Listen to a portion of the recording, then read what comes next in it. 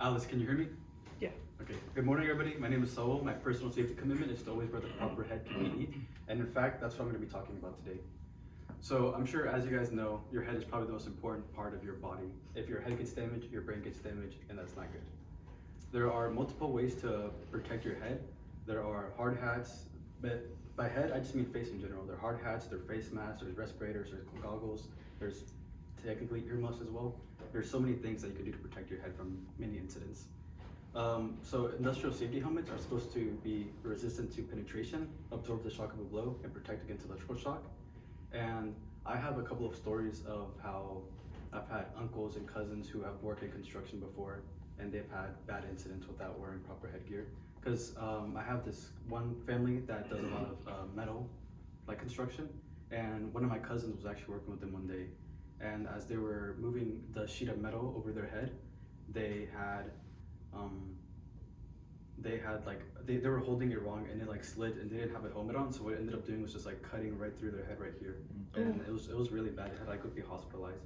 And then I had almost the same thing happen to another cousin of mine, but instead as they were doing construction and they had like a pallet of wood that was unstable and it fell over them and like hit them, and but what it hit was like around the same spot actually, and it ended up being just a really bad injury. Like both of them were just like really badly injured. They just have huge scars, and it's all because they didn't want to put on a simple helmet for their job. But there are 3 different levels of helmets. There's Class Gs, which are that stands for general, which are hard hats that are rated for 2,200 volts, and Class E, which is electrical, which are hard hats that are rated for 20,000 volts, and there's also Class C, which is conductive, which are hard hats that offer no electrical protection. And then there are multiple goggles that just wrap around your thing. There are shield goggles if you wear glasses. There's half mask, full mask, which usually just protect you from dust. Because if you're working in spray paint or just around like sawdust a lot, obviously breathing all that in is gonna be super unhealthy for you. And I remember that one time whenever I was working with my uncle in his construction job, I was wearing a hard hat because I'm not hard-headed. And there was an incident where I was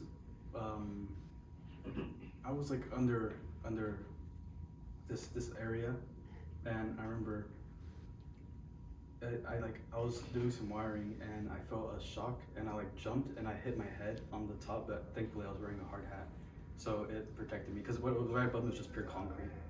And so it was just a very like scary incident, which made me realize that it's really important to always wear it, because I do have a bad problem just hitting my head on a lot of stuff when I stand up. Like I'm just so bad with that.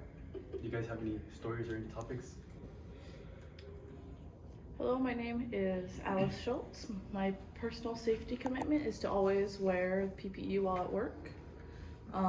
Once at school we have to like spray paint some stuff, and we were not provided any sort of face covering, and it was a little windy, and there were 2 people working at the same time, and the other person had no clue how to use spray paint, and I got sprayed in the face and I breathed in a little bit.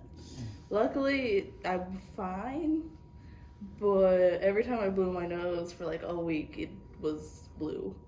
Yeah, sounds about right. Anybody else? Hi, my name is Caleb. Caleb Watley. My personal safety commitment is to always wear the proper PPE. Any job I've had, we never really had like headgear, but like in the National Guard we wear it.